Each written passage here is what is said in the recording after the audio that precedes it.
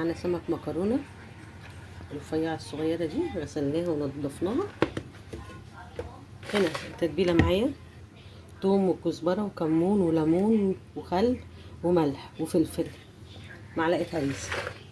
اخد حبه كده حلوين كده وهقلبها في بعض.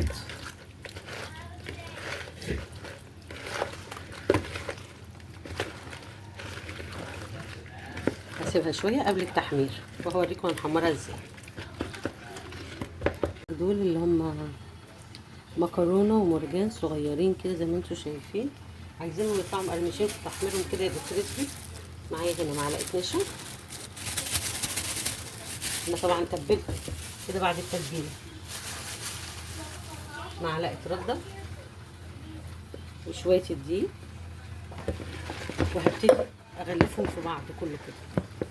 بسم الله كده.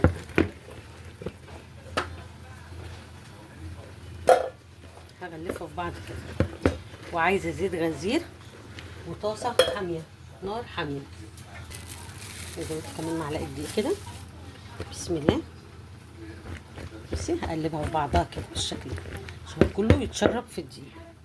لو في اتنين لازقين في بعض افكهم كده عشان كله ياخد من الدقيق.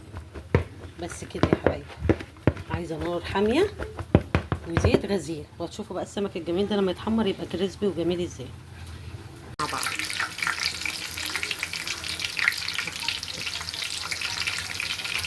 بصوا غرقان في الزيت ازاي، لازم يبقى غرقان في الزيت كده.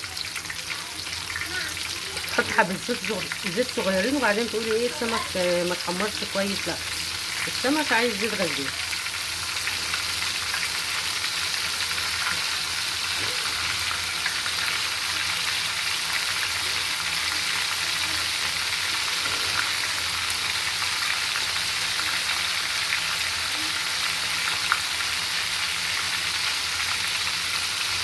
نحط طبعا ليمونه زي ما انا حطيت كده عشان ما تعملش ما تطلعش معاكي الريحه. يبقى هنا السمك مش طالع معاكي ريحه، وهنا اللي بتسوي بس بتسوي اهو ما شاء الله، مفيش دخان يعني، لا ريحه ولا دخان.